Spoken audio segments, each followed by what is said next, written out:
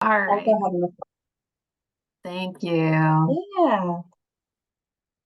Well, good morning, everyone. We might have a couple more people join, but we are recording this and we'll share this with folks who are not able to make it this morning. So thank you for being here. Happy Friday. Happy 2024.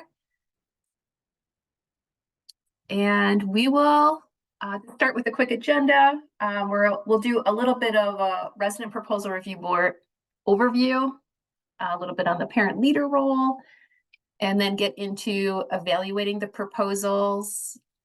Make sure everybody can get on the EC Impact portal and touch on some next steps and questions. But feel free to ask questions along the way if you feel like there's something more you'd like to know. And a meeting kickoff. We'll just do quick introductions. If you don't mind sharing your name, your role on the resident proposal review board, and we'll just do a really quick kind of icebreaker, your favorite color. So I'm going to hand it off to Christine. And then if you don't mind kind of tapping the next person. Yes, of course. Good morning, everybody. Christine, Funding Administrator with Ready by 5. And we'll be supporting the RPRB in any capacity that Heather needs me to play in this next couple weeks. And my favorite color, I have two, blue and green. Yeah. And I think I see Rachel. I haven't seen Rachel yet. Hi, Rachel. Hi guys. Sorry, my camera's not on and my voice. I caught a cold on our way back from Jamaica from the holidays. But I'm here. So I'm Rachel McKissick Harris, and I am a parent leader on the resident review board. And my favorite color, um, I would have said years ago it was purple, but as I have evolved as an adult, I've grown to really like rose gold and yellows and yeah, so that's my color. Oh, and I'll pass it to um next on my screen, is it Kiana? Yes, that is correct. Thank you for saying my name correctly. My name's Kiana. I am a funding administrator with First Steps Kent. And I have two favorite colors as well, similar to Christine's. It is phthalo green and periwinkle blue, which is similar to cerulean.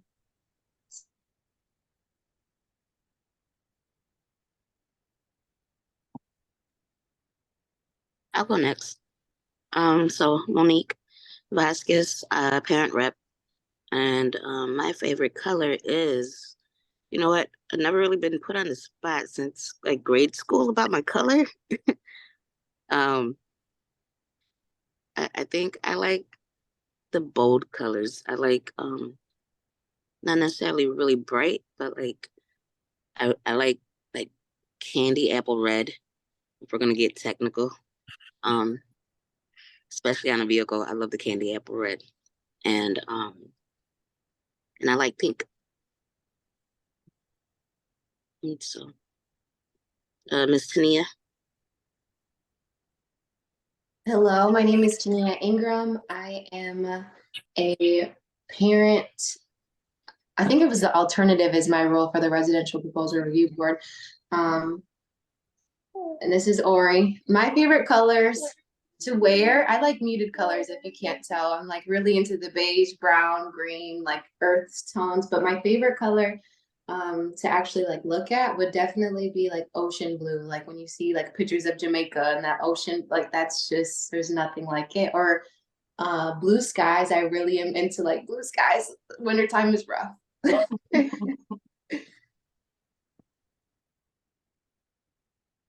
Last but not least, Michelle. Yeah, I think I'm the one that hasn't gone. I'm Michelle Van Dyke. I am a trustee for First Steps Kent and am facilitating the Resident Proposal Review Board. My favorite color, I like several, but I love the color orange and I love purples. Thank you. Thanks, Michelle. All right. Keep moving along. Want to touch on the role of the Resident Proposal Review Board. The role of this group is to review the request for funding, which we'll be doing in a couple weeks, determining recommendations for funding levels, and deciding if proposed programs will make a difference in the lives of children and families. So one of the roles that we have on this Resident Proposal Review Board are our parent leaders. So you guys, you're the experts, truly. You have the firsthand experience as parents. You're living this life every day. And your voice is really important because you're shaping the direction of the conversations. So the Resident Proposal Review Board thinks about how programs can best support parents. You have the voice, you can voice the needs that parents have. And we also, we welcome your sharing your personal experiences, but also want you to know that it's not required.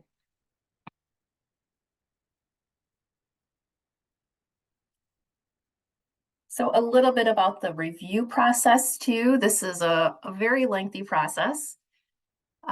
It begins as First Steps Kent issues the request for proposal. So we've got this jargon, we call it the RFP for short. So you'll be hearing us talking about this RFP document.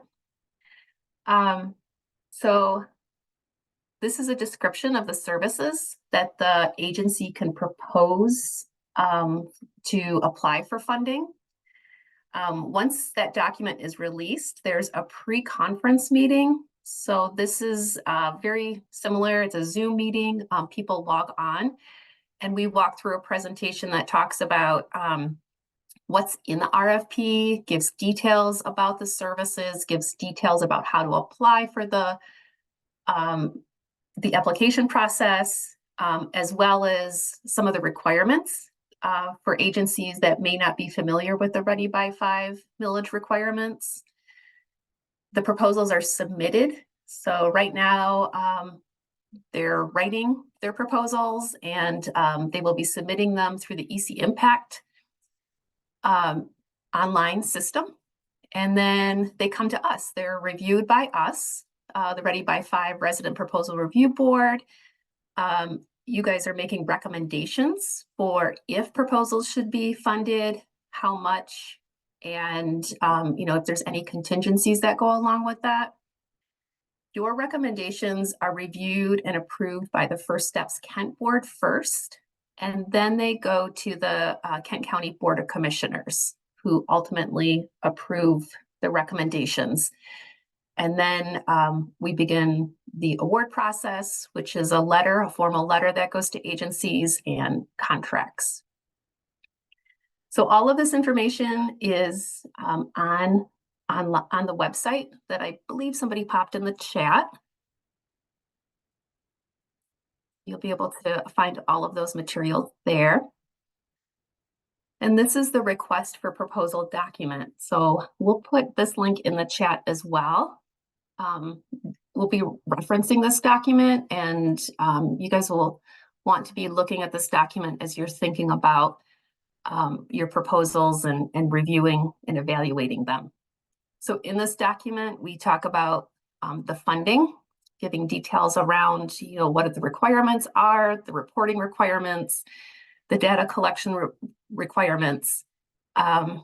We also talk about the specifications of the service. So this is a very specific service that we are requesting proposals for this time. So you'll see some detail around what that service looks like.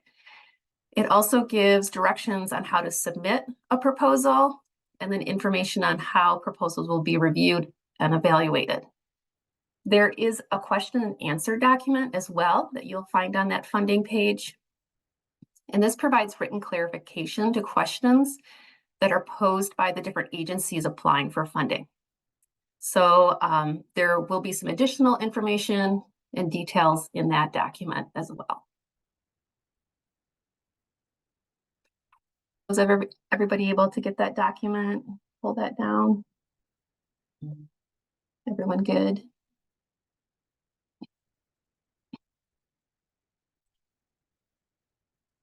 Okay, so thinking about proposals, as you review proposals, some of the things that you're looking for, like what is a good proposal?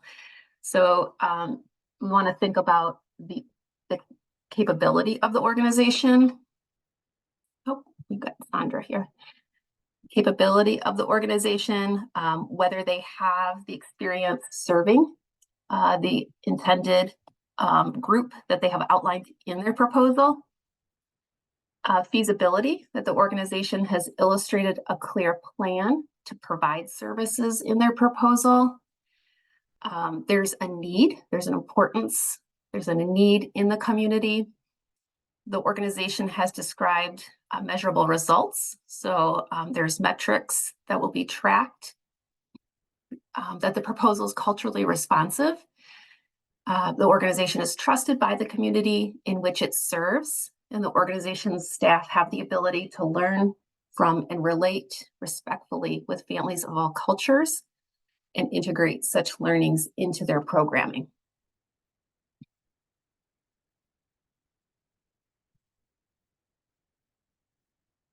But also thinking about, everybody, we all have biases. So being mindful of that.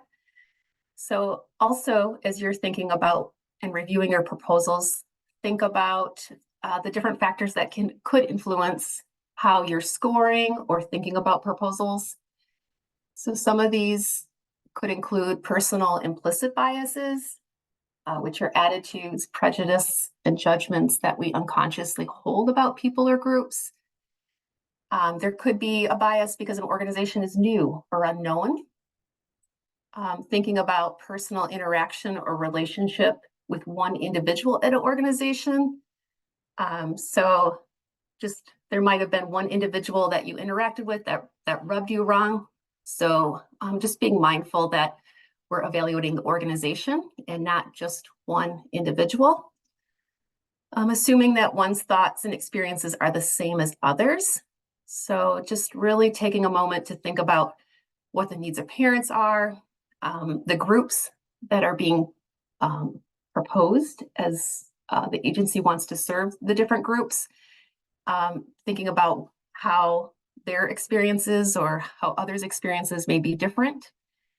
Also basing judgment on grammar within a proposal alone, just being mindful that some of the agencies applying, they have professional grant writers that are applying for funding. Others do not have access to those resources. So really being thoughtful about, how do we understand what the agency is including in the proposal, and perhaps thinking about how we can use the question and answer process to get more clarification or information where there might be questions. So just want to take a moment.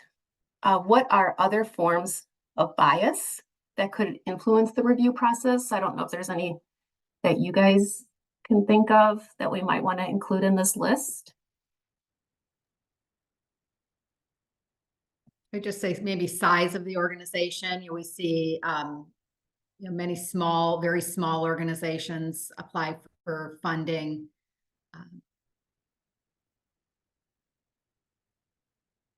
Yeah, great.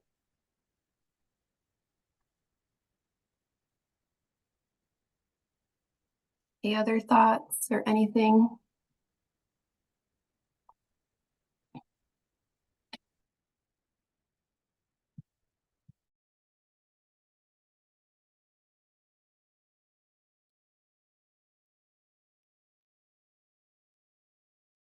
Right. Well, we'll keep moving along. If you think of others, feel free to put them in the chat.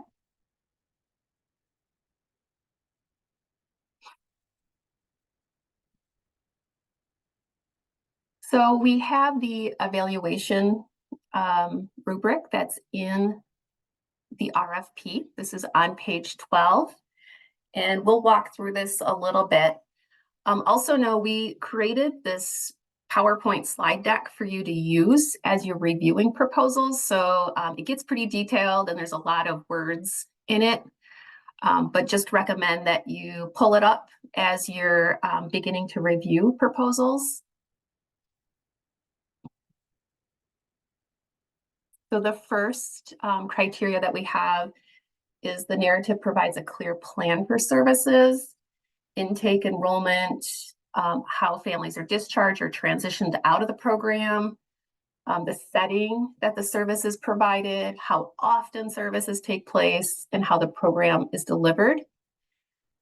So just want to look at what is being described in the narrative and making sure that it meets all the specifications that are outlined in the RFP. So where you could find information about what we're looking for in terms of the program is in the RFP on page 9. There's a list of different specifications that include the number and type of position, the role of the position, the programming locations, family support services, the specific screening tool, and then how the program aligns to the model specified. In the proposal, so if you are looking at the RFP and then looking at the proposal sections, typically you will find information about all of these specifications and how the agency is proposing that they will meet these in the service narrative. So there's some very specific questions that prompt the organization to address these different areas, as well as a specific question about screening tools that they'll use. The other area that you would want to look in is the budget narrative.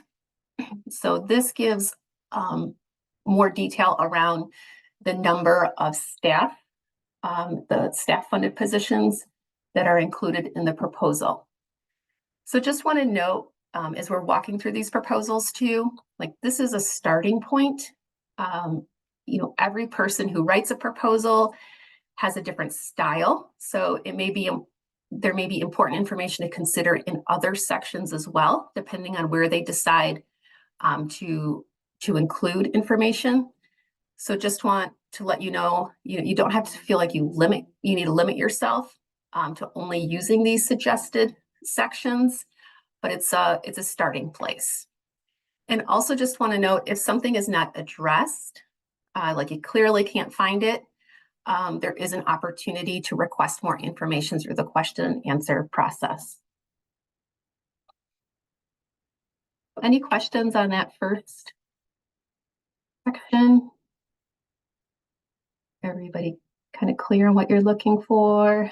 I just have a quick question. Could you remind me what the screening tools, like what that entails? I know that that can mean a lot of different things, but in regards to this, what does that mean? Yep. So in the RFP, I have my paper version here. This is really getting at supporting families and identifying needs. So on page 11, we have described that this program would use a screening tool that would ensure families' needs around the social determinants of health are identified.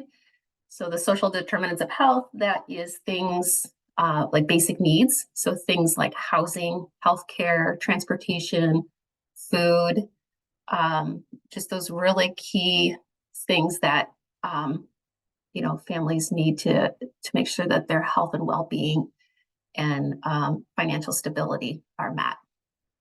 That's a great question, because in the past, you probably have seen things like the ages and stages questionnaire, or there's possibly some other assessments and screening tools that are used in the program types. So great question. Any other questions on that?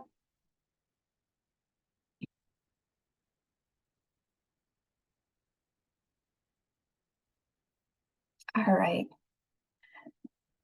So the second criteria is that there is clear evidence that describes the effectiveness of this program. So in the RFP, page 8, it gives some specifications on this. And then proposal sections that you might look for this information are listed as well. So the program description, the programming details, the screening tools, you should be able to find some sort of information in those different sections. Any questions on that? Is there a chance that there would be any brand new programs applying for funding, so they would get no points in this section? So great question. So yes, we can confirm, well, they haven't officially fully submitted, but there is a proposal in from an organization that has not applied before. And what they will need to do is talk about how they would be effective in that case. Okay, That's a great question. and they can still get points for telling us how they will versus showing us how they have been. Yes. Okay. Yep. So just making sure that they have a very clear plan that outlines how it would be done. Yep. Okay.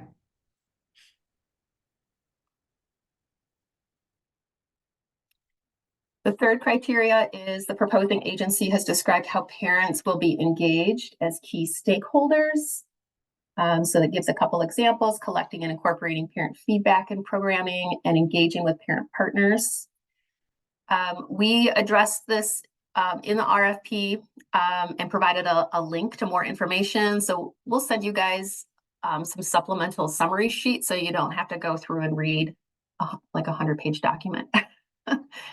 And also happy to answer any questions, through the allocation process, or if you have questions as you're reviewing, feel free to reach out to us. And in the narrative, there is a specific section on this in the programming details. So there is a specific question that prompts the agencies to describe this piece.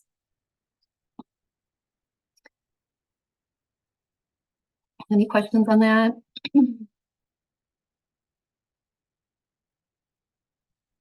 Okay. And then we ask about partnerships, or ask you guys to think about partnerships. So thinking about, this could include translation and interpretation as well. This is a service that all of our programs have access to if they are funded by Ready by 5. There are additional funds that are set aside to make sure that organizations can request translation and interpretation services. So we ask all organizations to think about how these resources would be implemented in their programming. Also, there is a specific question that talks about how a family would be, we use the words discharged, but like transitioned from the completion of the program. Like that's another element of programming that you could think about. In addition to these, there is a section called partnering organizations, where they talk about more formal partnerships that they'll have. So just kind of thinking, through the narrative as well, how are partnerships as described leveraged to reach, support, and connect families? There might be mention of it in the other narrative sections as well. So just kind of be looking for that. So any questions on that?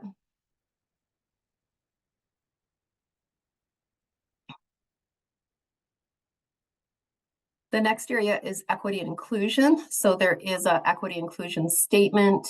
We have a very more detailed statement in the service provider manual as well.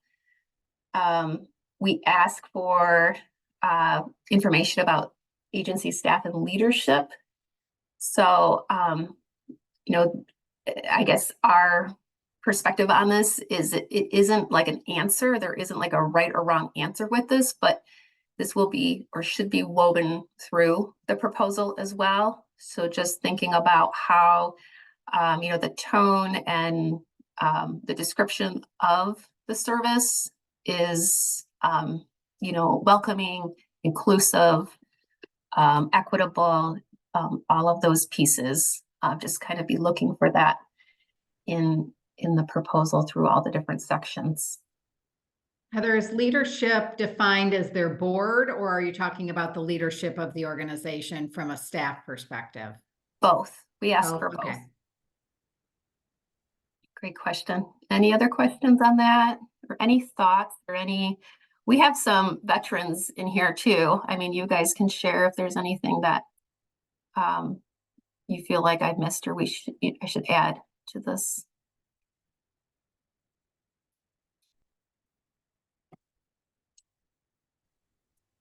Heather, did you already mention something about the importance of services being provided in all areas of the county as much as possible, in terms of how providers are expected to provide services? So that is a great point. And that's one thing that's a little bit different about this RFP specifically, because it's a re-bidding out of a service that was previously awarded. It's pretty specific in this RFP. We've listed some specific partners, and most of these will be immediately in the probably 49503 zip code. But Sandra, to your point, typically, and when we do the next round, that will be an area that will be very important. Thank you. So thank you for bringing that up.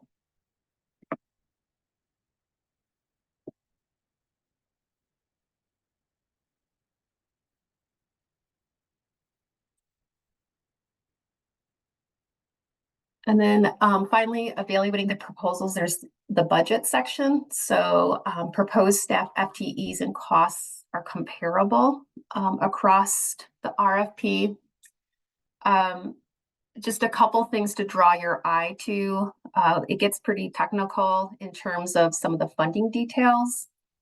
And we call out specifically in the RFP under this section some very clear requirements.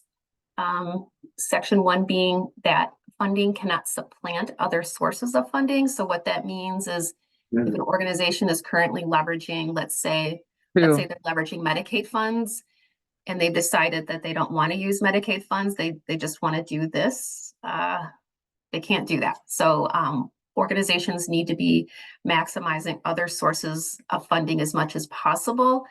And this funding is really set up to fund the parts and pieces of the programming that cannot be funded by other sources. So that also addresses the additional sources of funding will be leveraged.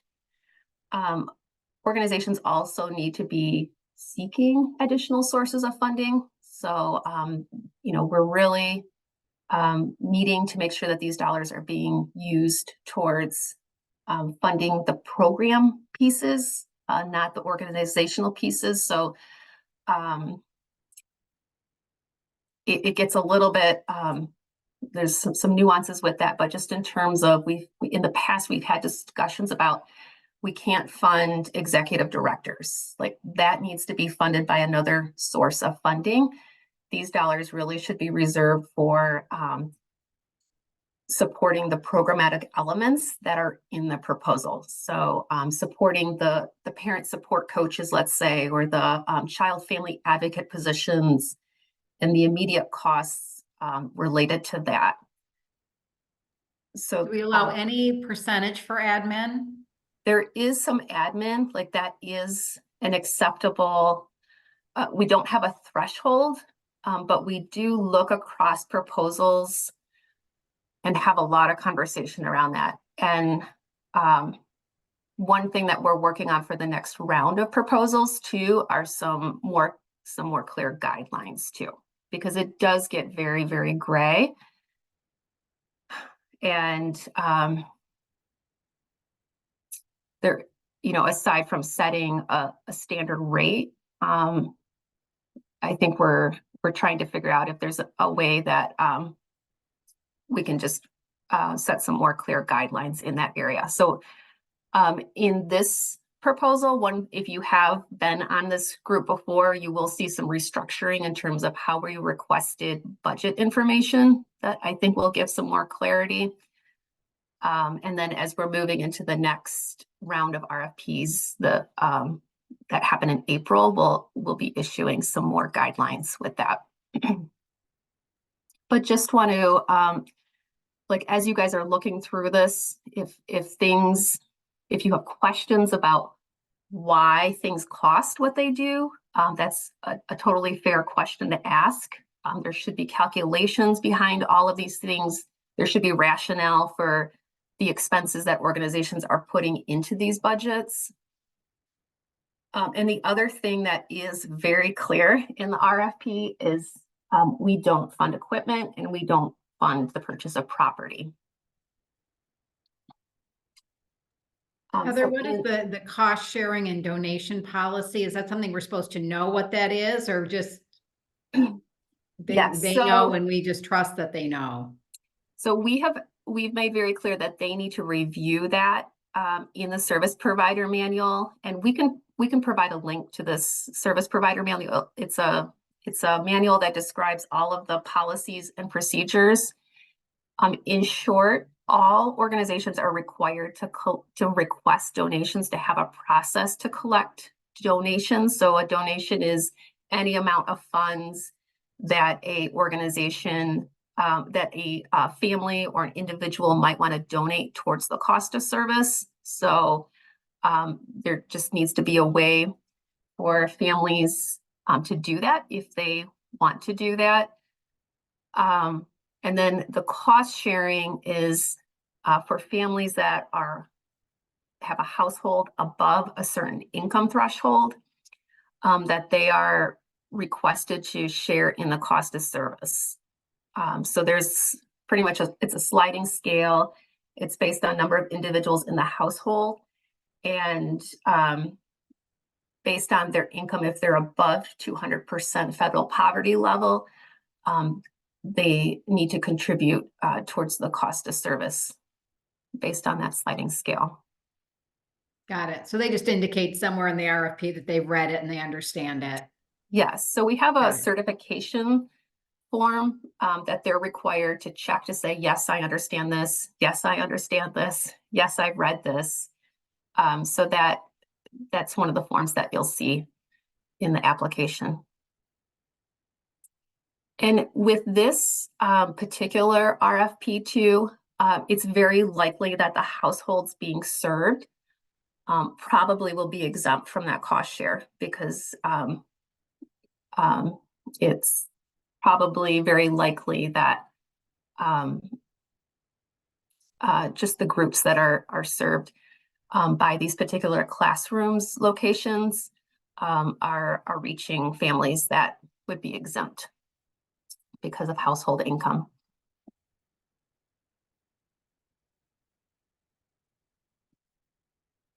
Any other questions on that?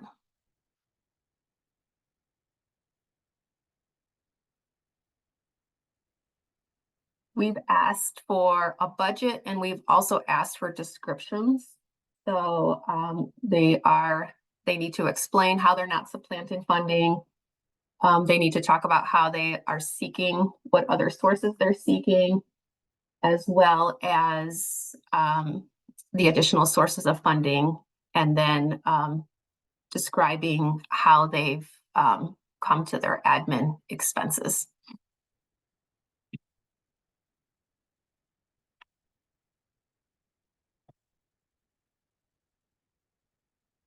All right, and if you continue to have questions, please reach out. Okay, so here's the fun part. EC Impact, this is, many of you have already been on EC Impact, but just want to kind of do a refresh and make sure everybody's online access is working. So there is a link in the chat, if you guys don't mind clicking on that.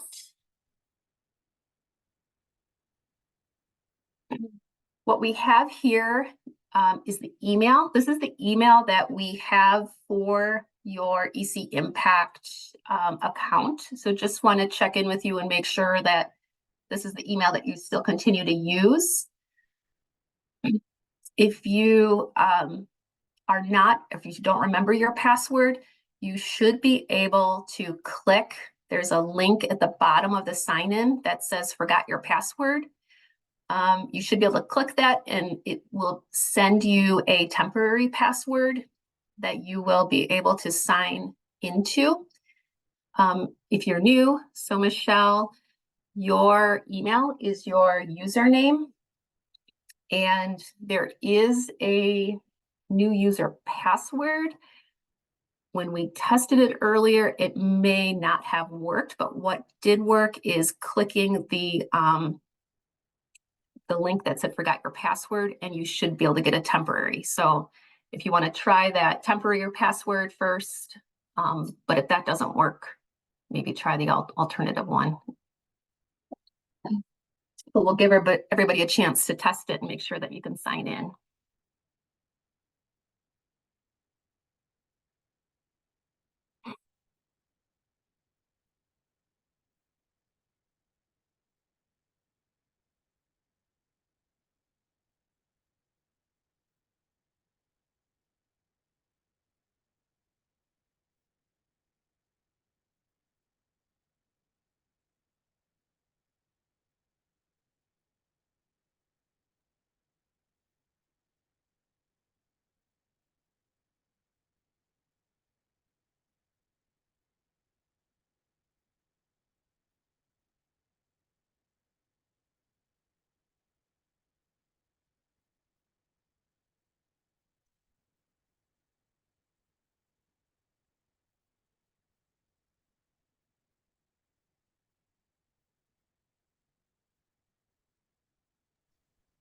After we're signed in, what did you want us to do? You want us to fill out everything? Sure, if you want to start filling out forms, we'll just make sure everybody can get on. But yeah, if you see the forms and want to start on those, go for it. The disclosures or whatever. Yeah, that'd be great. Cool. Thanks. Thank you.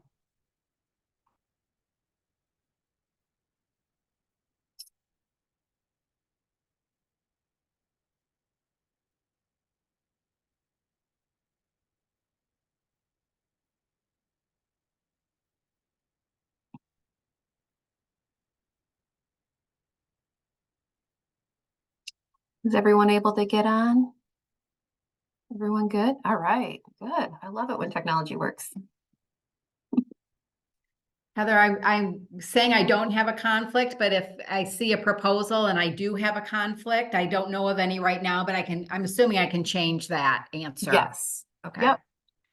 So, yeah, what you'll see contact information, and if you could just take a look and make sure that we have the correct information in there for your phone number, your email, your mailing address too. We'll be mailing you some things.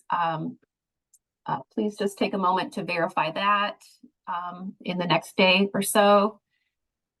The conflict of interest, to touch on this, so we're asking that if there's any very clear conflict of interest, so for example, you're on the board of an organization that is applying, your spouse or your family member works at the organization, please disclose that.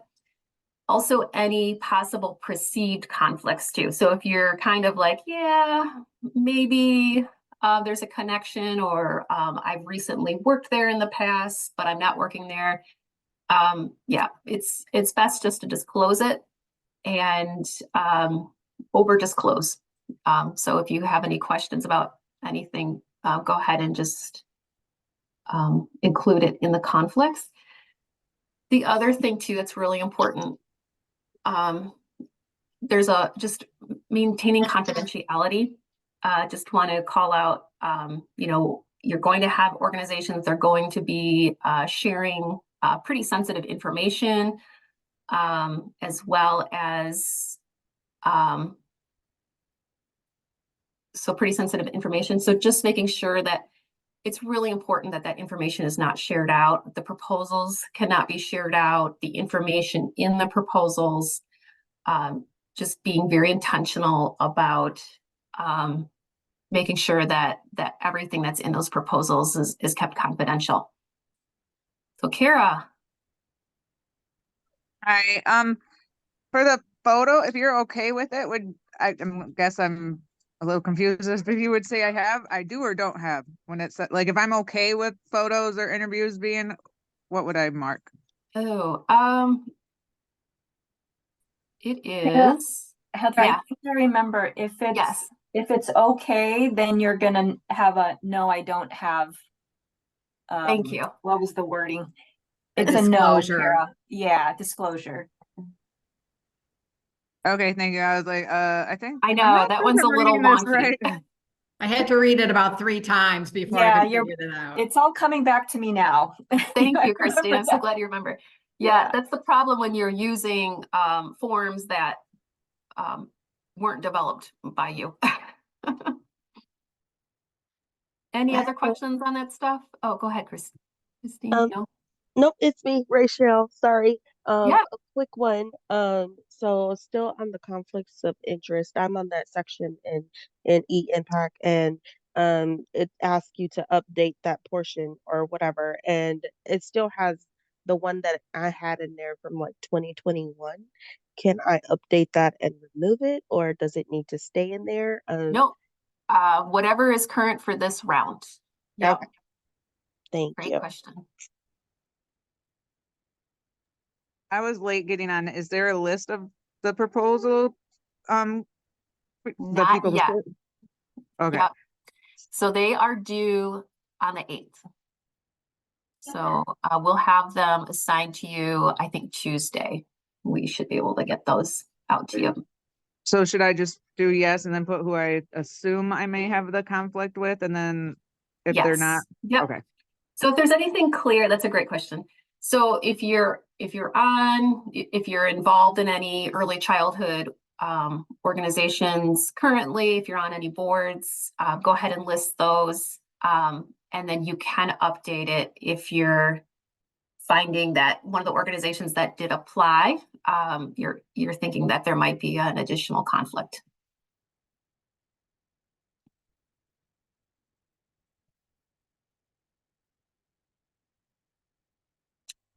All right, so you guys are running ahead here, so that's good. Okay, so for the sake of time, we'll keep moving a little bit, but if you just want to continue to update those through the next day or so, that would be wonderful. The other thing we just want to touch on, to your point, how do we get to the proposals? As a reminder, if you look at your screen, there is a programming criteria, and we have a test one in there. It's very blank, it's very rough, but just so you get a feel for what it'll look like when we have the final proposals. If you click on that link, you will see a dashboard pop up, and it kind of gives the status of all the different proposals that you'll be reviewing. Also, just to be clear, you guys, as of right now, there's one proposal. So this will probably be a very quick process for this round. So you guys know that. It could change, you never know. There could be one that comes in over the weekend, but as of right now. So here you have all of the proposals that will be listed, and there should be a test one on there. Are you guys able to click on that?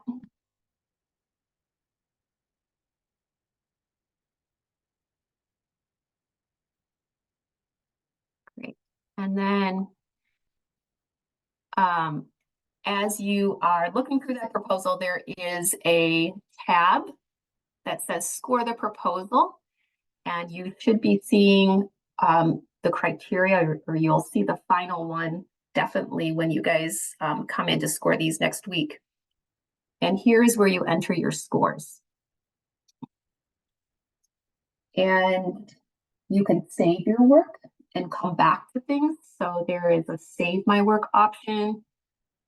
Once you are completely done though, there is a save my work and mark as completed. And that will mark it as, yes, I'm done. And the scores are final. Everyone seeing that? Any questions? And once you have submitted your scores for all of the proposals, or if there's just the one, there is a final step where we ask that you have an email that you'll enter. So you'll put your email in there and you will click submit now. And that is the final step, and it'll submit everything. And we'll be able to see on our end that your submission is final. Where is that? So that, On that same page on the, so if you click, save my work and mark as completed. oh, okay. Okay, it'll show up once I do that. Yep. Got it. Okay.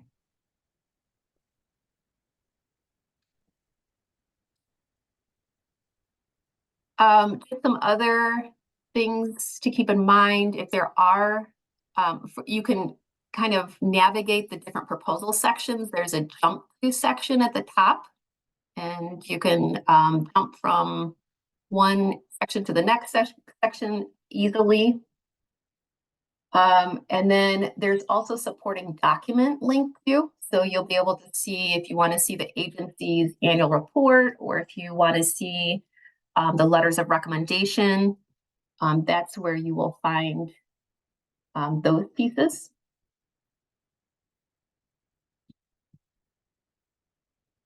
And there is a way to submit questions. It's very possible that you'll have questions. And there is a view as questions link, which will pop up this box, and you can title it and ask the question. And you can ask as many questions as you want. And they will not be sent to the organization. They will remain in the on the platform, and we will be pulling those and compiling them for our discussion when we come together on the 19th. On the 19th, we're planning on having the organizations come and present. So you'll have an opportunity to kind of refine. Usually with questions, we find that multiple resident proposal review board members will have the same question. So we'll kind of work to refine them and make sure that they're really clear. Or sometimes when we come together, other people are able to answer the question or point out, oh yeah, I found that in this section of the proposal. So if we're able to answer questions that way, we'll do that. Are we able to see other people's questions? I'm not sure, but what we can do, would it be helpful to send that out before you guys come? All the questions? That would be, I think it would be helpful. Okay.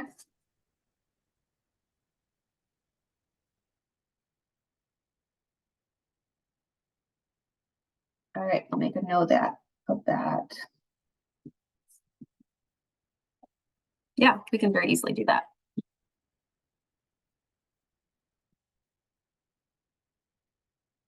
Okay, any questions so far?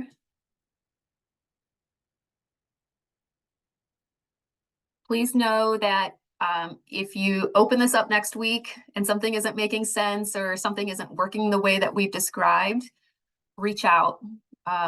We'll be around and happy to answer any questions that you guys have.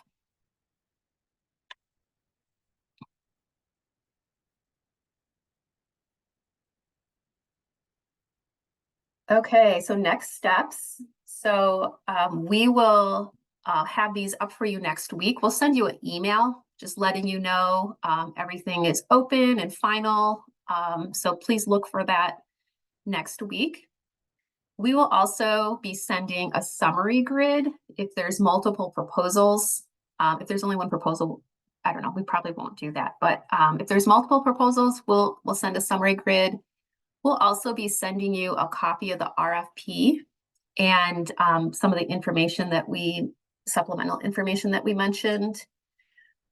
If we're not able to get your form through EC Impact, you'll receive a conflict of interest and photo use release form. So if you don't have that in your packet, it means you're good. We were able to get that through EC Impact. We'll send a copy of this presentation.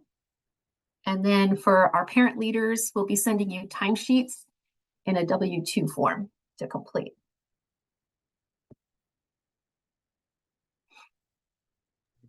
So parent leaders, there are timesheets. I think most of you have done this previously, so you should be familiar.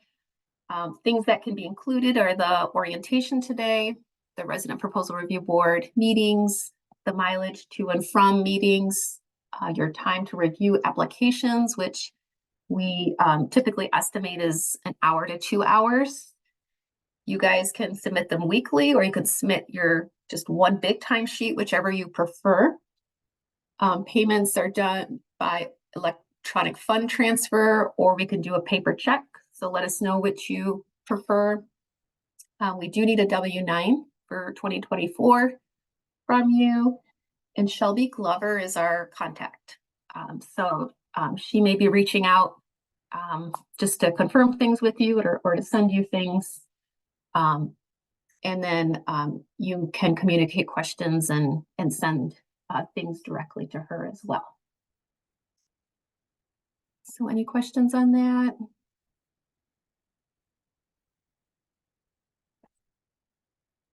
Okay, and so the timeline, we're here, resident proposal review board orientation. The proposal submittal deadline, we're asking that you guys get your scores in by the 8th. No, that's not for you. That's for agencies. Agencies need to submit their information by 3 p.m. on the 8th. We will not accept proposals after that date and time. The 18th is the date that you guys need to circle on your calendar. If you could have the proposal reviewed and your scores into EC Impact by 10 o'clock, that'll give us time to compile everything and make sure that we have all our materials prepared for when we come together on the 19th. Once you guys develop the recommendation on the 19th, those will go to the First Steps Kent Board of Commissioners. There is a meeting that is scheduled for January 25th.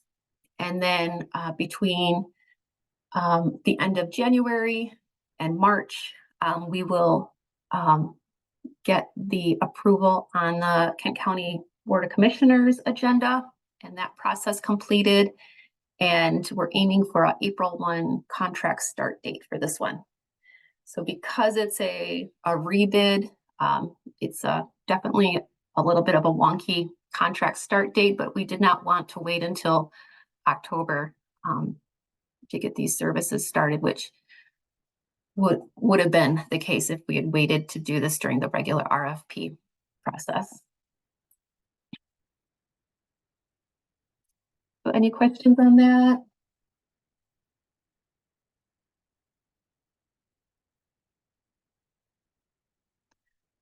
All right. Well, we are just at 11 o'clock, so we timed that well. Heather, I have a quick question. I'm sorry. Yeah, please. Will you send me the recording of what I missed, or Yes. should I be okay? We did record this, so yep, we can definitely share that out with the folks who weren't able to make it and with you guys if it's helpful. And also just reach out to us if you have questions along the way too. Any other questions? Christine, Yana, anything? So we have to fill out a W-2 form every Yes. year, or? Yes, please. Okay. Yeah. I don't have anything on my end. Yeah, I don't have anything either. It's good to see everybody. We'll see you soon in person. Where are we on the 19th? Can you remind us? Yes, so we will be at the Grand Rapids Public Library downtown. All right. Okay. Yeah. So you'll be seeing more emails, you'll be seeing an agenda. There will be some additional communication about the meeting date too, so please look for that. Great. Thank you. All right. Thank you Have a good all. Have a great weekend. day. Thank Thank you. you. Bye. Ethan. Thank Bye. you.